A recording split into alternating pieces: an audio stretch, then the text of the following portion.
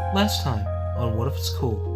Myself, there's Blake Curtis, there's James Marshall, there's Nate Nitro, 5, 6, and then there might be you. I mean, if you want that role, you could be the seventh member. Oh, God. Are you mad? Are you mad? Huh? Voice of the voiceless, huh? You just saw history.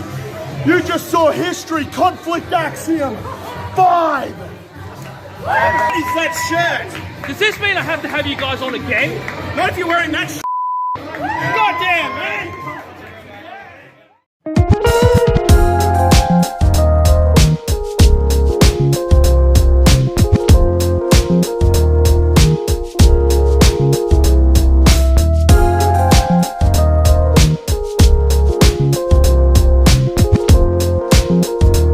Hello and welcome to another episode of What If It's Cool, the show where we talk about anything and everything that's cool in the world today.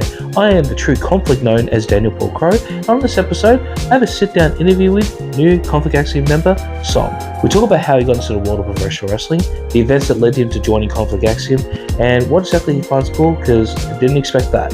So sit back, relax, and enjoy Love, Honor, Betrayal, and K-pop with SOM. Thank you so much for being part of What If It's Cool. I know that there was threats from everyone at Conflict Axiom, but I really did want to have you on, regardless of you joining what they right here, the greatest faction. I'm not reading this crap. They're not paying me for this, but thank you so much for being part of What If It's Cool. Okay, well, we are the greatest faction ever, and I'm honored to be part of what I like to call the greatest wrestling talk show pretty much going around today. And I want to thank you for inviting me and just having a chat with me and giving me a voice. Anytime, my friend. Anytime. Love the jacket, by the way. Oh, thank you. Yeah. Well, you know, when someone gives you a nice jacket, you gotta put it out there. I'm not gonna say who it was because she will kick my ass on that one. You gotta take that out in town, man. Show it off. Come on, man. I definitely will. I definitely will. Now, I wanted to firstly ask, what got you into wrestling? Well, believe it or not, it was my dad. Like as a kid, I would literally watch wrestling on the TV, and I had no idea what it was. All I saw was a bunch of guys just beating the living daylight out of each other like no tomorrow. And honestly, it wouldn't be until I was in, say, about year 5 when one of my best friend, his name is Reese, he introduced me to wrestling. Dude's like the biggest wrestling fan. You ask him anything about like old school WWF, WCW, he'll tell you like that. He's like a walking, talking like thesaurus of wrestling. God, he sounds like Harrison Canero or even me. Ooh, great mind think alike, am I right? Mm-hmm. That's it, man.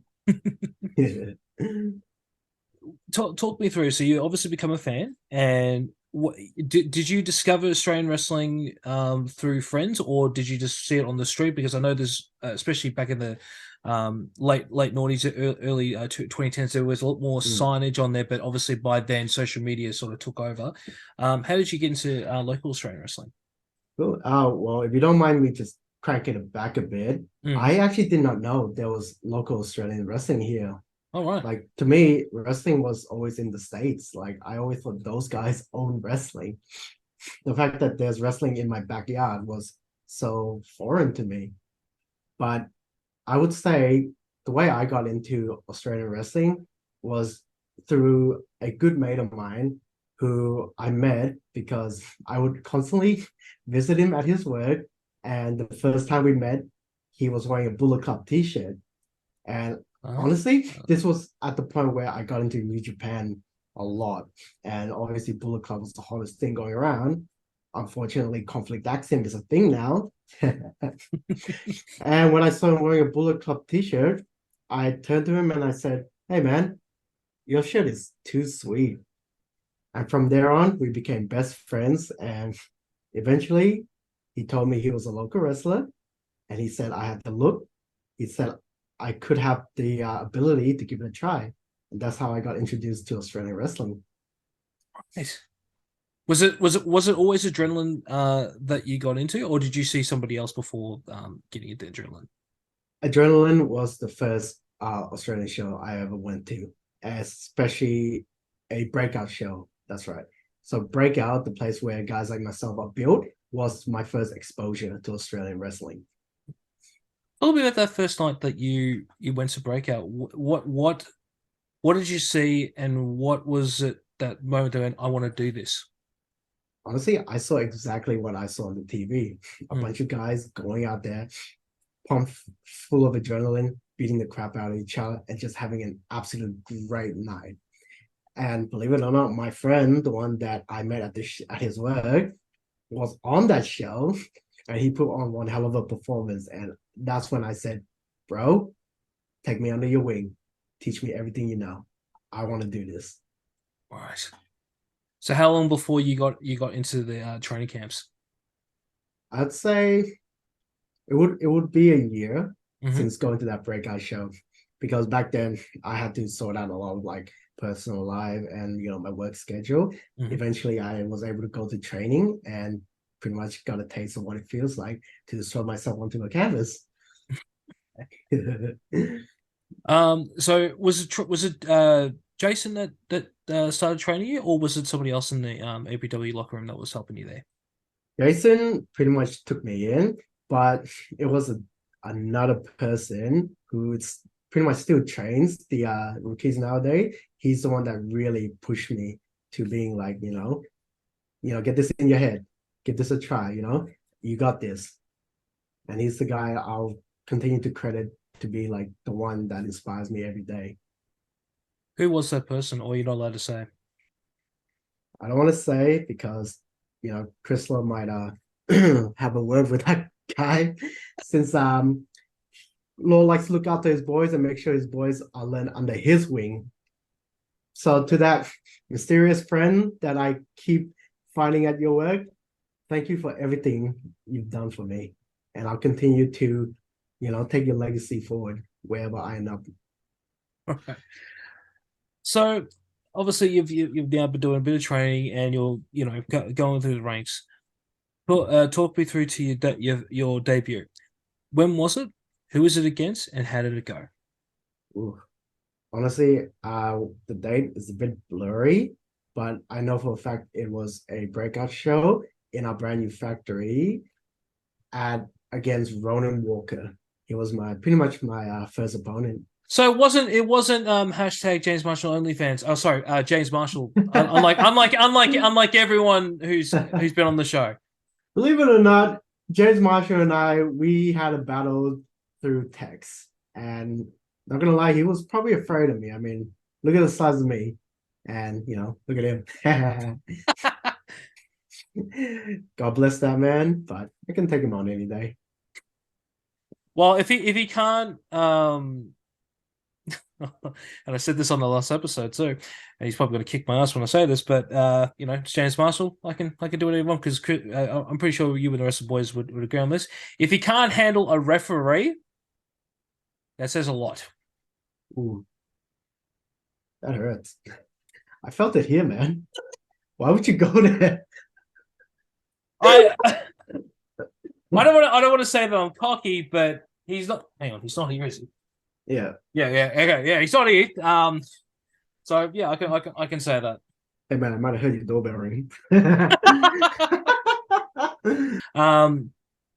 Geez, I'm looking around behind my back, but yeah, they didn't come to my door this time. This was all nice and friendly, gentleman-like. I didn't have the beautiful Blake Curtis put me in a headlock. I didn't have Nate, screeching around with his bloody nitrous oxide car, and Chris wasn't quoting stuff to me. So it was all good. In fairness, it is a privilege for Blake Curtis to put you in a headlock. Just saying. Oh yeah. I wasn't complaining. I was, as he was doing, I was like, I don't know whether to be turned on or scared. Oh, this is great. Yeah. Honestly, I've listened to your podcast with the boys, and I don't know what went on behind the scene, but you look really freaked out. Oh, trust me, that midnight knock at the door, I was like, "Hey guys, what are we doing?" And I was like a little bit nervous. I'm like, "Oh my god, I got Conflict Axiom," and then next thing I know, Now that's what I call wake up call. oh yeah. But yeah, so you had was it Ronan Walker was your Ronan Walker. and how did that go? It went incredible. As soon as I walked out, look, again, we all have it. We got nervous. Everything just felt like heart pounding, and I was scared. As soon as I walked out there, everyone heard my music, everyone saw me, and I just saw like the wide eyes and just the shock in everyone's face. Like I felt like they'd never seen someone like me before. And when I got in that ring and challenged Ronan Walker, hey Ronan, look, I love you, man, but I squished you to that canvas, and I loved it. That was the match you sent to me last night, wasn't it? That was the match. That Yes, was my yeah, debut match. Yeah, that was great. The one thing I did notice about that, and I have noticed this with the matches that I have seen of yours, you do bow to the ring, and you're very respectful and stuff, which we never see here in wrestling anymore. Why do you do that? A ring, a lot like a dojo, or in our case, a temple. We got to show respect before entering. You do not disrespect the temple and expect, karma not to come for you. Always show respect, no matter where you are or what you're doing. Perfect answer. And I really respect you for saying that, because obviously I come from a martial arts background myself. The golden rule, if you guys have listened to the episode with Noel, is always respect your opponent. Always know where you are, and give thanks and all that. The fact that you're doing that, that's absolutely fantastic, and I have so much more respect for you now than I did before. Because like I said, you don't see that here. I don't even think you even see it in Japan anymore, because I remember growing up, the old Japan stuff, I used to see that happen a lot, but I don't see it now. You see it with a couple, but not a lot. Like I'd say like the old school wrestlers, yeah, probably. But yeah, honestly, my goal is to go over there to Japan, and trust me, I'll be bringing it with me, because win or lose, honor is the biggest thing that you want out of all of it. Definitely. Now, obviously, during us trying to schedule this interview, I had to ask you to show me some footage of you, because I'll be fair and honest, I hadn't seen you wrestle live until Battles to Survive, when you're in the Rumble. And before I even continue with that question, I just want to firstly say your performance there was fantastic, but what happened? Why couldn't you score the big one? Why couldn't anyone from Conflict Axiom, including somebody who lasted 15 seconds, who should not be named? Hashtag James Master on OnlyFans. Let's make it happen. What happened there? Well, obviously, once we were all in that ring, all eyes were on us, and it's no lie.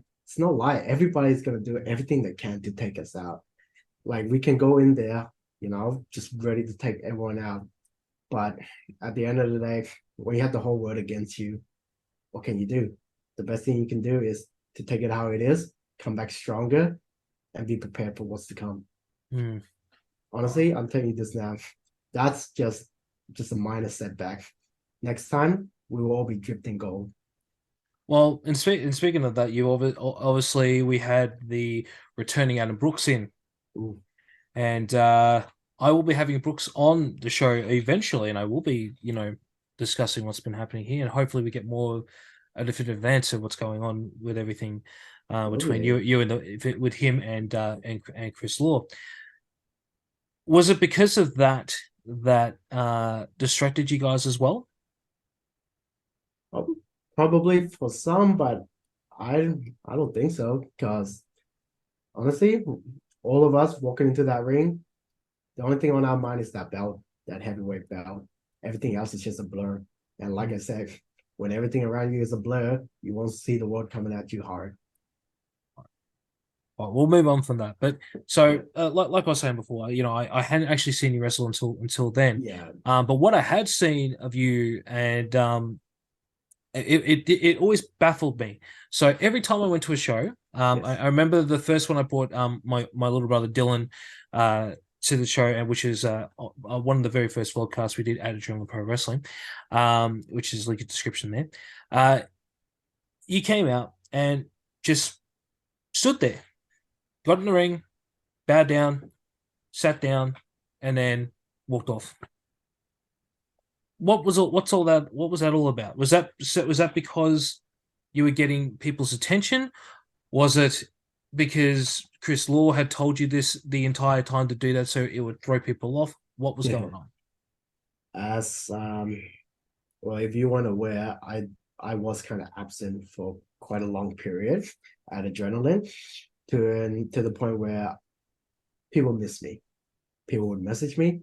People would swarm me whenever I'm at shows, just there to support. They will ask me, when are you coming back? When will I see you again? And my answer would always be, keep coming to shows. I promise you, you will see me up there again.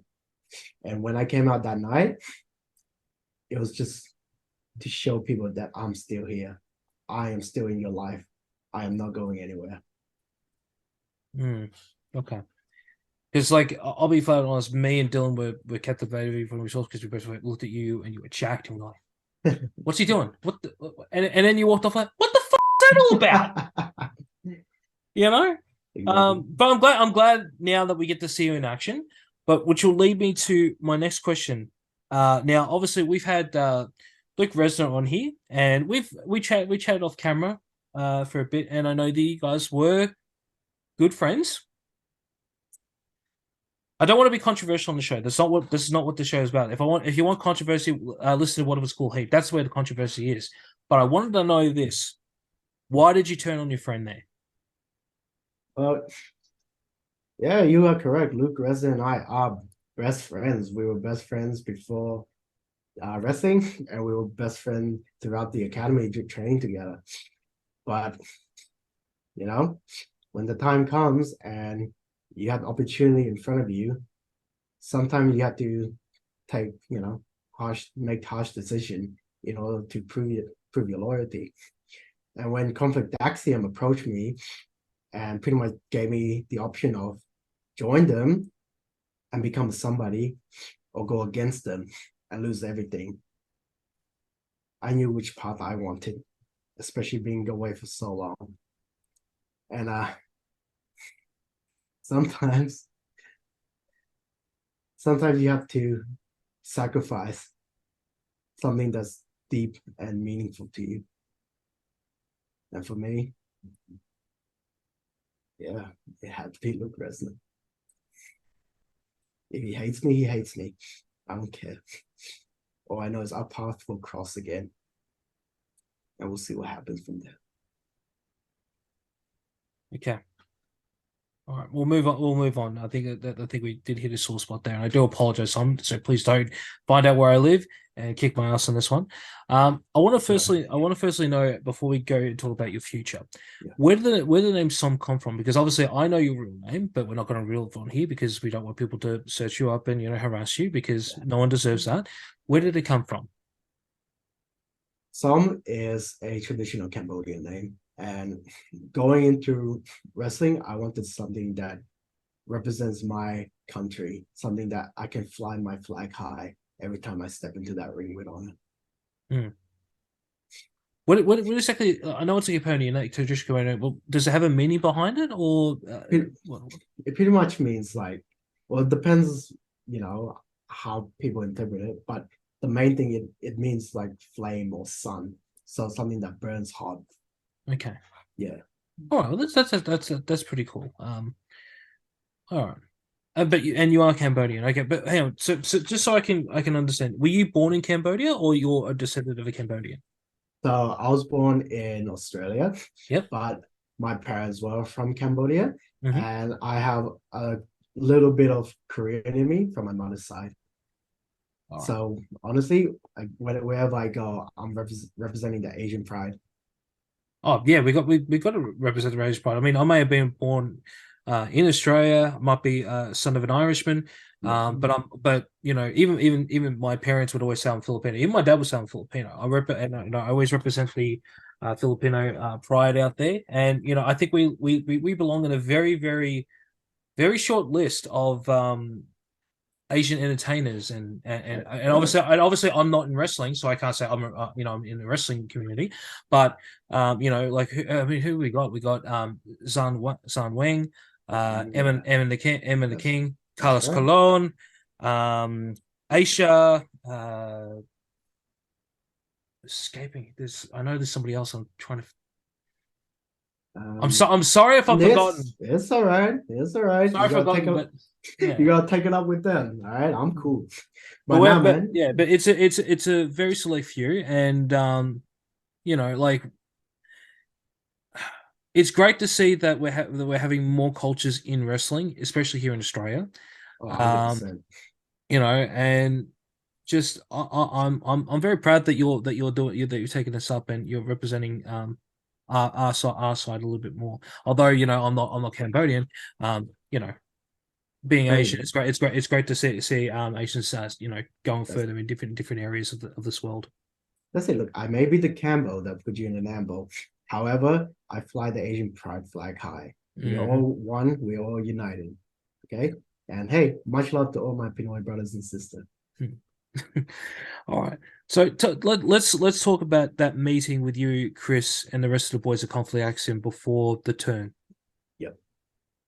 What was on the table? And how did that all go with you?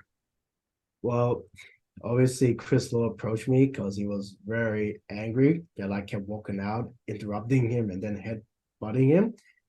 I think I gave him a little bit of a concussion to the point where he vented his frustration over me into his best-selling sci-fi novel. You mean this one? That one there?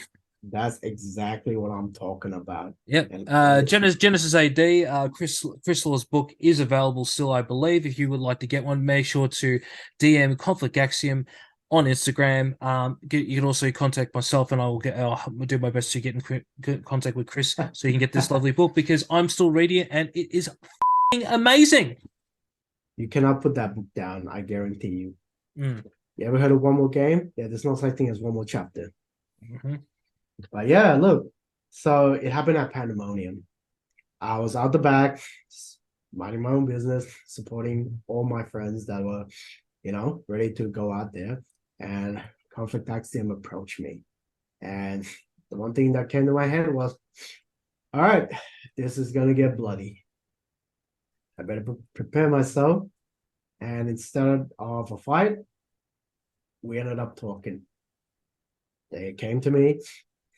Chris Law looked me dead in the eye and said, I feel your pain. I see your frustration. I know where you are because we've all been there. He extended his hands up to me and he said, you can either join us, achieve all your goals and dreams and be a somebody, or you can go against us and fade into darkness. A deal was made that night. Did you purposely pick Luke to turn on that night, or that just came in later because obviously the powers that be at Adrenaline Pro Wrestling hadn't made the stipulations for the next breakout show by that point? Now, as soon as I saw that Chris Law's opponent was going to be Luke Lesnar, I knew the only way to prove that I had what it takes to hang with Conflict Axiom was to take out the person that I care about deeply. Luke just happened to be there, and it had to be done. That's when the deal was sealed. All right. Well, I hope you can reconcile with Luke, because Luke is a good friend of the show, a very good friend of mine as well. Not that I'm saying that Luke should join Conflict Axiom, but then again, we know that there is a 6th spot out there. We already know that the number 7 spot is reserved for myself, but that's right. What's going to happen?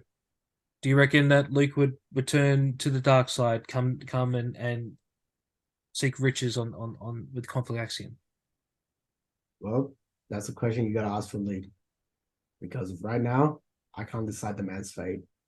all I can do is I can beat him up even more. But whether he joins or not, that's on him. Depends how he feels about me. Let's talk about let's just get to know you a lot more. And now you posted something recently on your personal Instagram page, which I thought was the most sweetest thing that I've ever heard. And seeing that every time I see you, you know, like big tough guy, and to see you now that you're a cuddly teddy bear, it's just it fills my heart with joy when I saw this. So you talk me through it. You posted that you pick up every time you pick up your girlfriend, you have a lovely bunch of flowers for her. Why do you do that?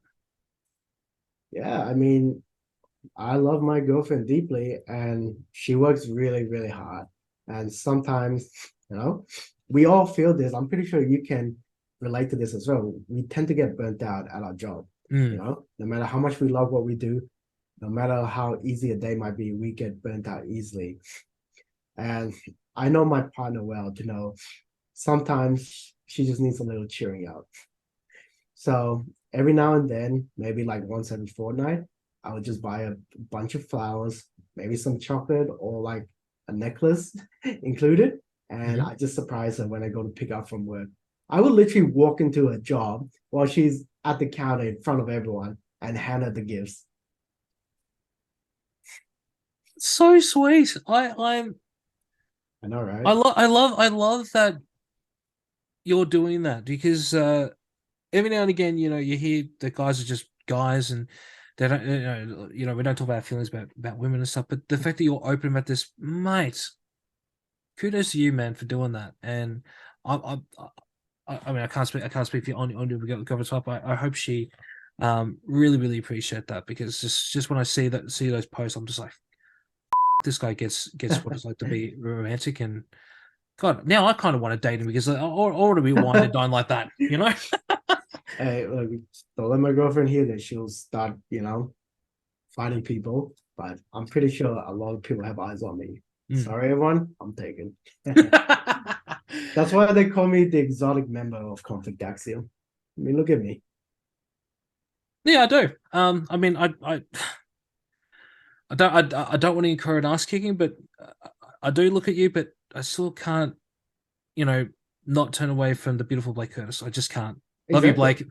That's what I'm saying. He's a very good-looking man. Member. Yeah, he's the most good-looking member, and I'm the exotic member. And man, we would make a great tag team. I might hit him up later. Well, now that Conflict Axiom now has the MXW tag team titles, and we did mention this in the previous episode with Conflict Axiom, that, you know, the free belt rule, you know, that might be an open opportunity for yourself to have a bit of gold around you for that brief time, defend them in another MXW show, maybe in another company, because MXW is still growing, and I know they need to get the exposure out there. Because, and by the way, make sure to check out MXW, because they are absolutely doing some amazing stuff out there. Their recent show, unfortunately, I wasn't out there, but I know you were, because you watched your boys and my favorite team, you know, conquer and win the titles. And I've seen some highlights from that show. Thanks to our good buddy Chris. Sorry, not Chris Lord, talk about another Chris. Sorry, guys, I can't mention who that Chris is. But absolutely amazing show, and it needs to really be checked out. That's for sure. Definitely a lot of love to MXW. Those guys know what it feels like to have fun, and honestly, I would keep going there over and over, no matter how far we drive. Just one thing for MXW management, can you please put it somewhere closer to Melbourne, because that is so far for me to travel. I mean, I really want to go, but Horsham. Where were you guys on Saturday night? Was it Ballarat? Yeah, Ballarat. Yeah. Ballarat, yeah. I can't make the trip, you know, when I work in the southeast. Come on, guys. After you mess, we're in the southeast.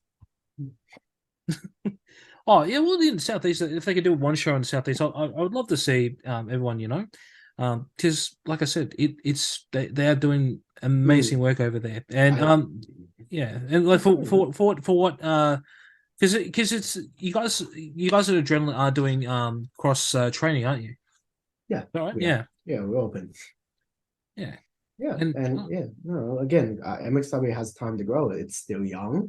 It's still, you know, finding itself, and eventually they might start doing show down our way. at the end of the day, everybody's gonna get the benefit of it. Maybe MXW versus APW show in the future sounds like a good idea. Ooh, that'd be hot. Mm. I like that idea. You should start pitching match storylines. See, I would do that, but I don't want to overstep my boundaries with any company. Like and I'm being dead serious here. Like I mean, I love wrestling. I want to do stuff in wrestling, but the thing is, I never want to overstep my boundaries. That's why I always ask permission whenever I go to do a vlogcast, whenever I get people on here. Yeah. So just for a bit of behind the scenes, so people understand, I always ask for permission before I do anything. The things that happen with Heat. That all because I asked for permission. I don't just go, oh yeah, I'm gonna get him on and then do whatever. That's not what I do. But again, show's not about me, but I want to make that perfectly clear so everyone understands that I ask permission every single time because it is the courtesy thing to do. Because like even having you on, I had to get permission. Also had to beg Chris Law to just have you and not everyone else because I really didn't want go through that again. Speaking of Chris Law, the boss kind of wants a one-on-one with you soon. Just saying. If you want, I can put in a word. Why I feel like I'm in the middle. I'm in the middle of a Godfather situation here. Hey, all I'm saying is the boss wants a word. Okay, moving on. Oh god, oh god, that's freaking me out now. Just thinking of that. When it comes to your career, what is some of the stuff that you want to do in 2023 as of now? Well, obviously, I want to develop myself more and just build myself up, especially now that I'm running with like such a hot crew, which honestly I know will have my back no matter what. So 2023, pretty much just go anywhere we can and just get our name, get our faction in every company that will have us on. Speaking of Conflict Axiom, there is something I really do want to know because at Battle to Survive, you and Chris, I don't know if Nate and James had it, but you guys had different merchandise than we normally see. So obviously it's like what you're wearing tonight, but it obviously had Conflict Axiom, had your numbers on the back. First and foremost, when are we going to get those merchandise? Because I think that's just as good as the T-shirt, but I kind of want that more. Oh, trust me, we will get them soon because everybody has been blowing us up about that. They really want a fans edition, and I'm gonna have a chat with the boys and the boss himself about making them for the fans because I know you guys will love it.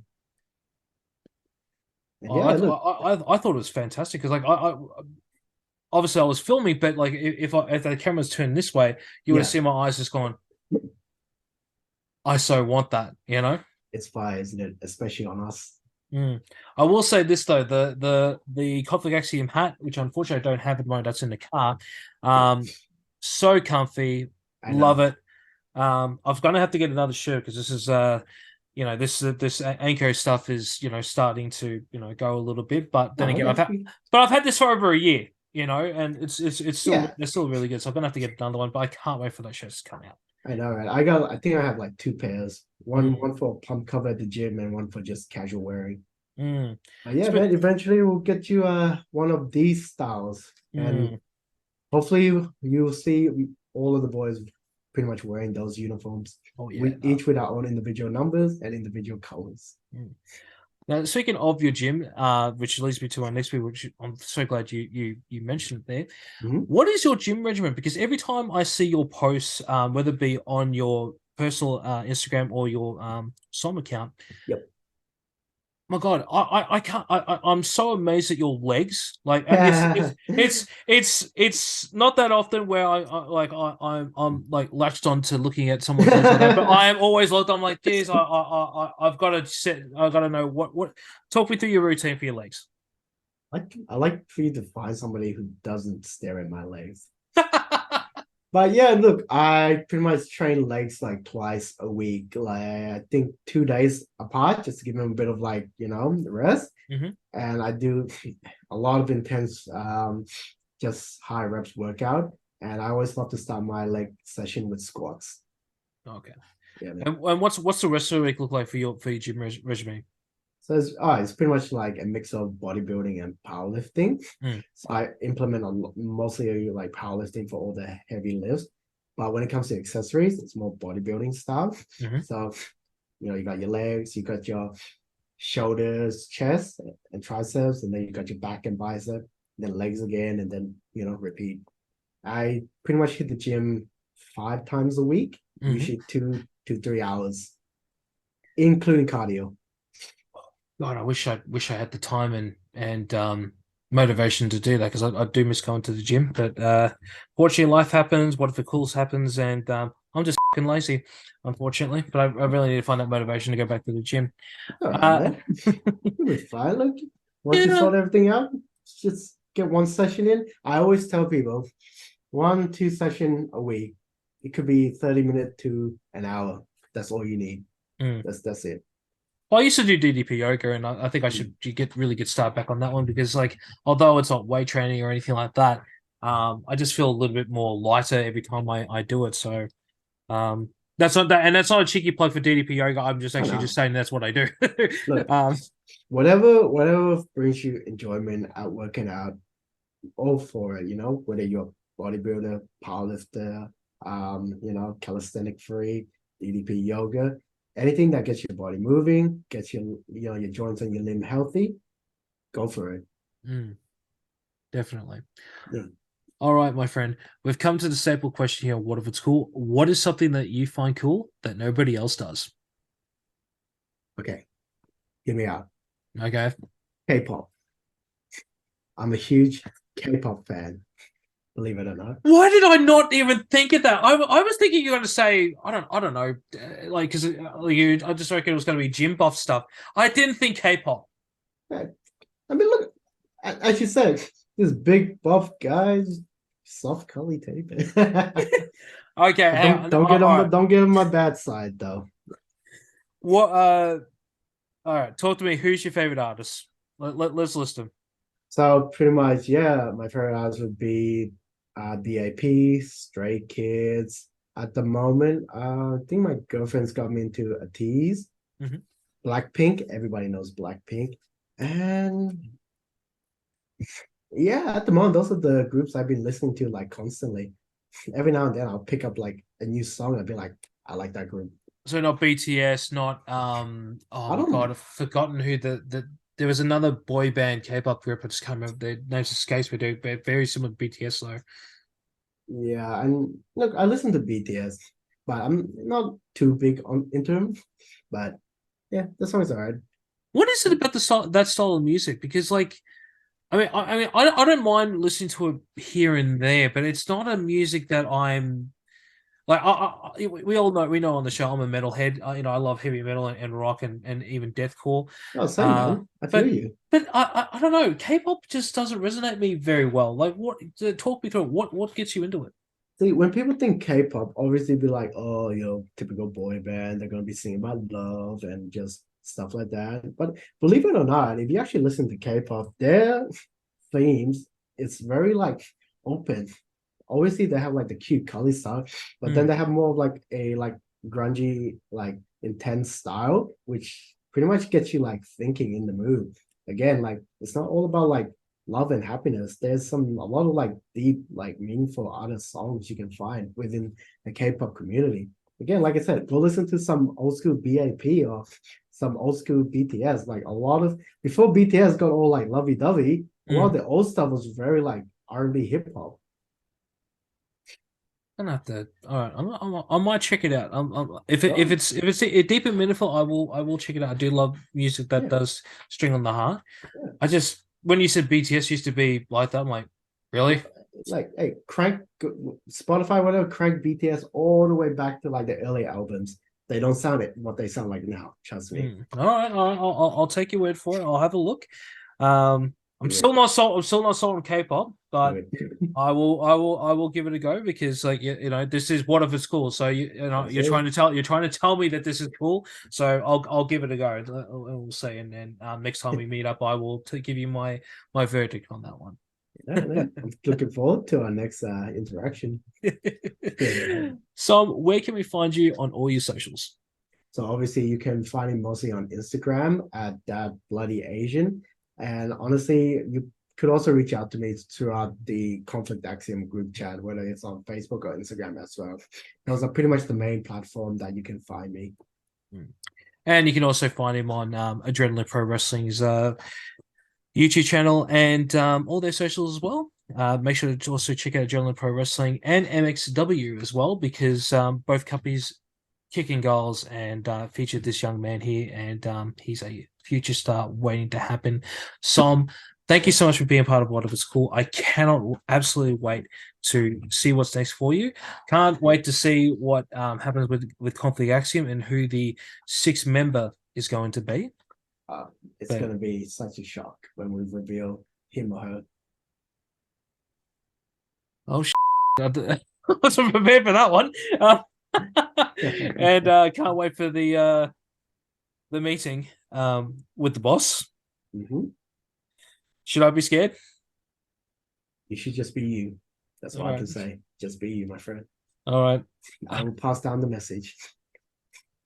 All right. Well, he did give me the moniker, the voice of the voiceless. So, I mean, if he gave me that nice of a title, I must not be incurring an ass kicking. So maybe it'd be something good. Or maybe that's just a trick. I don't know. It'll be fine. He would appreciate that you gave me a voice tonight, since I haven't had one in a while. Well, like I said, I will have anyone on this show as long as they have a good story, have a good heart, and I believe you have both. And mate, I'm very proud of you.